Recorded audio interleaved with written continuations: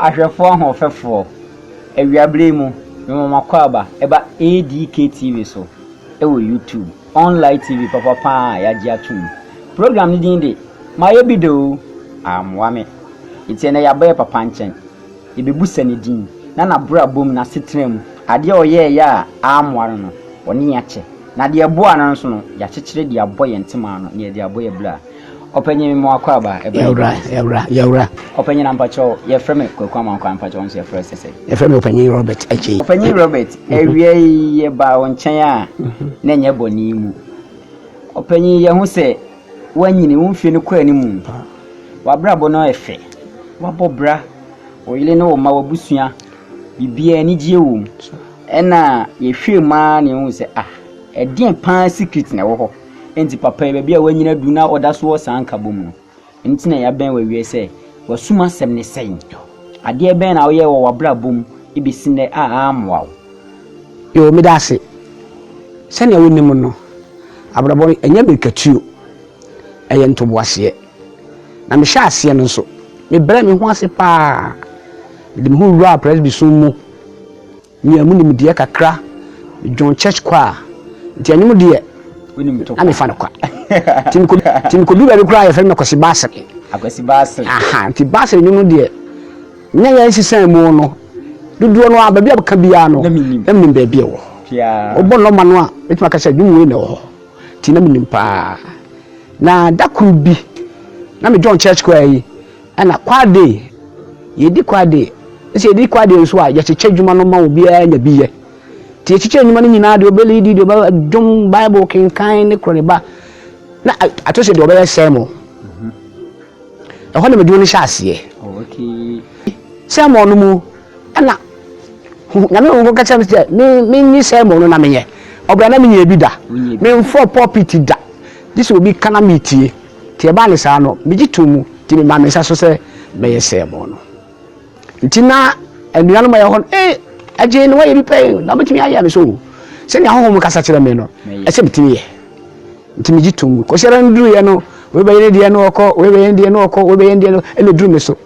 pulpit na me fuye am ko gina so masema me di ka kan ye me ti asempati edu ba ko nchi modu no ko twikusu aduasa wase mu amoye adwuma abre mo mra me nche wow ho ana me gina so a me kasa kire anuano ma ne ye wa so dem ho nyina esense na me ye bi danti man kan ko akiri mbo so ana me kan ame ena nsembo ekoma ti fi sabre no ko no ohwefo ana ho no agi mi tumu ti bibia se asenka de na ode mamika ni nyina chi penifo se ti fa ko a ti wade so ti na se me sore na me kodi pa na menya bi ware na menya bi hwa me yire ne me ma ya me ma me so de me ko sama boy prestia entemu ho emuwa pa ho na me ko bo me sesen ho na me ko ware ho na me sha sesen me wo na ari ba ko a ebu ma bemu pa bra ye ko ye no na ho ye forest tu ase banchi kura na de bisi wa engoku ba betiako eburo kura na bedua engoku ba betiako ntina me nuanu fi ekura ho ba kurom bedafo da ko ye ko ba ye no ne ye kura nyina ejatom ama ahye dwirebe atade ye de ko ye no eno ana na hye ye na asidanka nyame se ekodura kura mi wura mi demo no na mo table kuma bi si ho table so na mi Bible esie da na mi yire nso ahoma ode boneti esi so table mfa nyina hye ama ne ka Bible no ani ahoma na mi yire boneti wow enti ema mi hu se ahoma ani Bible na hye dia se mi so me de ho to Bible so yie pa da chi se jana bakura eja dia meshi nti ehie me gidie din pa ma me kuta asom no yie sa ma ekọ na present church na bi ni ho wow nti me ko don message sasafo bi se na ahohom no wo mi mu na presby ni ho nti me ka se me tena sesa obra me nkwa asore me no amusom ya mfie miensa nan ekonum tie free hoba ya ye taba fie pa ye kwa sempatra ne free wasi region ho ani aba asante na enyina akọ na asempatra na se no ana osofo ne se wa woni makenkan na ne nwum to kakra no ba bia won bomodian se president no obati bi wo ho ano so to makoma so pa wow timi ko ya me na me yire ofanyi boache kwam yakotua ana amwa ono ya abisim ofra abisim kwam yakotua free Ashanti kuro akoso ana papa also free achimda tinye yensia na ehyasie kakran we free hanu aba na school wo ho ntimi no panyi boache yen se school na se Jima Presbyterian Church to Ghana tie tuana moko Cape Coast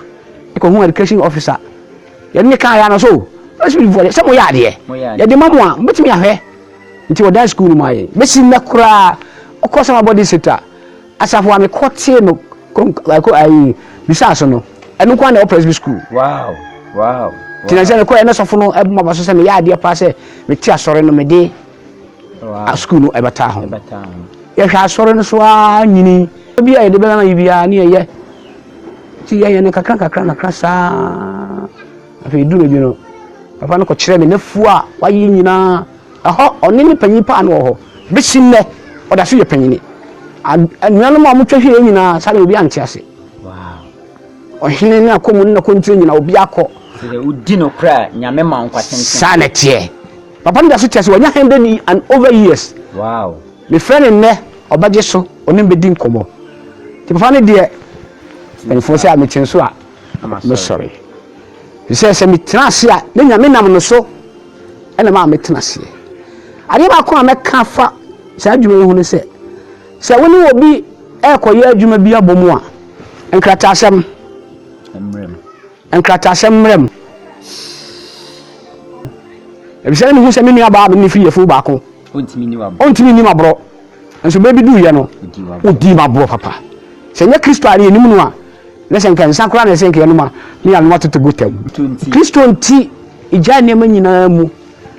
se ukọ ba bia me ka konkori ho e ma me tu firi ho akọ ben manfo ma ban consider se nan na me fi ho ba sori ne me fi ho ba sori ko se da bia bi ho kra all night na matoto wire mu sa nyina mu ade se obi ko afuom ni watwa bo de ana otu menkan abrami ansa na me yire ene ma dibi amanti ene adofo no amutia me sanka wo na to sa anka wo be yeden ma ye djuma 3 years bisha asiana mi twabo den kakra de konkra koton na me boabo sika se de be ya anka me store na me ya na me gu no bitumi aye foforo ekoye ensem bebre wo fa sen so babo me obo mi so bi woni bi twade mi no me to no ba ko pae ba ko so wote hwe ni na ko pie post station awon sam de me kasa me kan aye tintin ni na se mi jaya phone mu amano asora me ko ti ye minya Victor do so fa o de me ko di e se me nya bon me hu bon ko ame ya eni nti beta me o fa me pepe asase no bia ma we o ma me so no de me ko ma ban se na me kan no na hwe se ye fi ma ban twa konsini nan ba bisa so konkori asore muwa na usi mukura ne nsuo mu ya pre ko afa otu se nsuo mu na unam ko ko ase ni wiam ahi na wo fa eji se twa bode aha bi kata oti na ugina ba bi me nsuo njai ansa no akọ ni nyina mu ya mpaba ekuso tepadesity adwuma bebre wom ko to so fo pepra na oye ohwefo ho ye crusade ye no konkori ye no ene ye atwi dom bebre ama Kristo asisi asoro no matiti ni fa bebre matiti ahwefo a o mako ahwefo train awie o mo etimi kanya me asem o mo etimi kenkan bebi am ko duru ha na obi ani ho etimi kenkan ama shada etimi di mo ko classroom board so na me nim die kakra me wo no che itadwuma ne die nyame nim se maye bi won wa me no mo tena se nyina so anim se maye bi anya pesa me nkumunya me nua no mo tie me amoye me adwuma obi ye me adwuma no afa ne me nyina abonobo ye nya ne saa ko se yemfa asem no ma wo bitimi a kire nti nyame frawo na wo nanim die kakra na wo de a kire wo nua ono so hu na che se Kristo abusua no na mu tre adoso na mu tre nti mo yenye ne sa ahwefo ne asofo a eduma bia na ayese pesami nkuminya ewu ya fa wodiabi yenye ne sa sese obia enyi ne yam ade ba ko a asese nipa ku ade ye na buta ye ne se owo ho na ya ka se Yesu kura obeba ebinu twetwe se Yesu oti trouble su kura nko aba and say automatically Yesu beba dako de obi anim se Yesu kura anga se oni sa ada no o se jise ja no nko a se Yesu ma ye kura yeti wei ye betimi awu mi ka se kura mi muri na mi wa se na wu owo chi so adwen sakre ne ho abusafo ensembe bra nyame kanye se yetra yare ahoro edu me kura ska kura de ko asa bia kura nothing besa afe ane bosumi nsie ni minya stroke mitimi fa me san koma no mitimi pagya me nan nanso Kristo ana o kam hunti ene me ko pie hospital nansa ana doctor yeme aminya biduro bi na me ye ene nda mitimi enanti koba enti nyame kan ne se wo so afa Kristo de fani ye ebise Kati fu matinsi ante mu so kase de onipa guo no eno a anu betwa so ogu ma wona ma betwa proye so ogu ma ho ho betwa dankwa no ya de ahu se ne kure Kristo ne bia atumi ya wa nya de a na me husumu a wo somo no e bia na ba bia ne ho numu no ni di no ho e bia sika wo penti obi nya adoma che de a o ni hwan no afiri okotene de se de be ya obeda ka kase hu ka kase nso ya mfa nko ba bia ye sore ja ho bise bebre nya bia o ma sore ja ho a o ma fa nko hwe ni o mayila o mu nyina me dia mi ntimi ka se o mayila ne ho otemu ofo no onu na obebu ye nyina atai ntimi ni mu hia ya nya pesa mu hu opanyi wa bra bom no dia de na wo tena se din na odwen a wo ka se mi hu ya nka de we nka manye a wo ye ya ambwa de bi di ka kan se na me ni haw bia ebise ma se na bebe bia no na me dia tu Kristo anim na Kristo ya ma ja kwankere fe no ho enti na me nhye da nwene niema bebre akese ne dia amoa me ye bi konkori ya me koye a me nua nya asase se me no nkoye na me na nya nkratasem bia enti eno no ade a amoa ye nkratasem no amamu no enti nda woni nua pani kura wodi na chi ye bibia ese nkratasem no bisa wodi tuntu no bofufuo no so a ado dia ensesa enko ba bia eyine so ayekwa ko yaba na kire wow pese enemrem no se ono obi ye bibia mankrata anya den emrem sa enya asem kotuo opanyi ye ba he no ye hu se me hu se ade we minyini se de wo onsa ba ko atwa e ba ne se yo me da se me se atwa ye no so wo me se nyina ho kama enye kwata enye yare bia bra inu aba no gi mefo no ne baba akọ kana wo so de ye busunsum ni ti ko be kire me pa ti me nya fufu a me ye mu adwuma no ende se mate me ho afro me dia bro my bro no ba na me bu obro no na bro no kan no bi twa me nsa kitwe bi e de akufo de ni mane a champon ti a champon de yeso me sen ni fa edankwem e di na otwe na ewo ti dako me dahwa di na otwe me no pepe me ti me na me sei na home ti me na me sa ono fa we ta so sabe na me yere ja me ho aba me krom pachi di na otwe no ma nti oba na ma ye fite me sei nyina ye tum o sa ko si ye be ko fie am si adwana ade na ade ko fie ka sika kura ni bi ye to de ndi kra boy o si sore o de ko si adware me ade atare hye me ansa ko si ye be ko ye krakra manfo enye de ya awa adofo kakra wa ha me kra wa sabe 20 pesos no ya me 50 pesos na de amame yi ma me sa afi ni enye keska ye de be fi dwa ho abekumase timbedu kumase na dwunu a na me nua ba ko ye fo ne ya fosu o se ko se yanko hospital ti yakoy na doctor se gonsa na me ntwa wo yi a aji se me twa hatwene am so obi kura nya di kura ndi we de yenko afi ho a enze dachi bia no abe samba Christopher ya binya honam foforo ndi doctor twa ta na dwunu a me fili me kura oba ye no na dwunu a no de me ko theater me twa me sa no se hu se me se ye twa na die frɛ no me mo fa sense kwan bi fa so a be me firi wo enso Kristo nti wantimi anyime afutuo ni nyinaa ne sɛ Kristo nti ɛyɛ den Kristo nti wabra bɔ no te sɛn wode wo ho ama dunsini wode wo ho akogya nsuo wode wo ho akogya abosom wode wo ho akogya diadea ye papa yi o nyimfie wɔ anim kyɛn bebree ne nsɛm a wɔka nyinaa sɛ Kristo nti na nipa pɛ sɛ ɛnka nyamesom no ogya asom na nipa pɛ sɛ nka ɔba fam enso sɛ ɔsoro ɛne asase wura ne tia sinti no enipa ntimi ansɛ no ɔpanyin yɛ daase ɔpanyin mɛm so asɛm bi mepatwɔ ɔmrante brem no na wonim sanom ensa de ma nhyɛ da no nsa enu kura be kakra bi be se finfin mienu bi na wonya hu nyame dabi okay enya hu nyame okay mepatwɔ na opem asɛm ma dabi mpem asɛm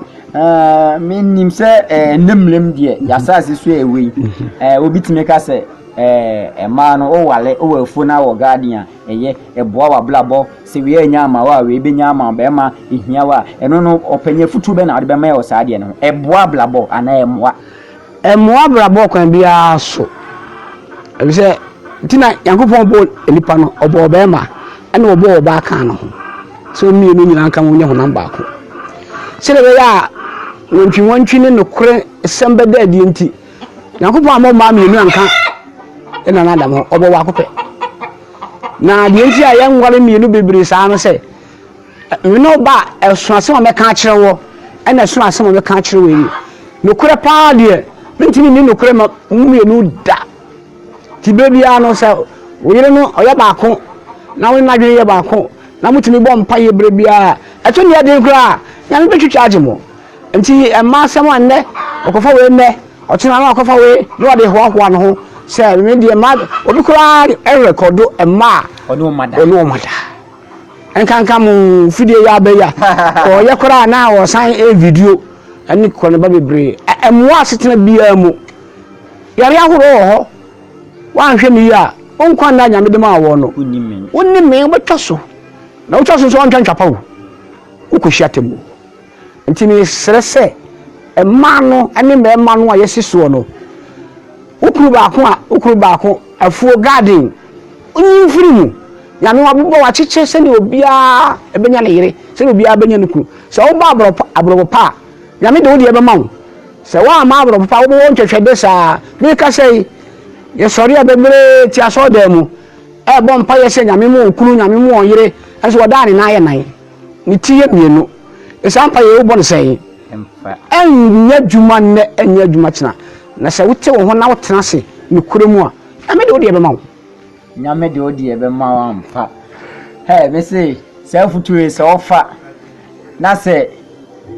ofa ne ya wabra bo nso be si uye enya ne fekeke o enya ne hwekeke o famaba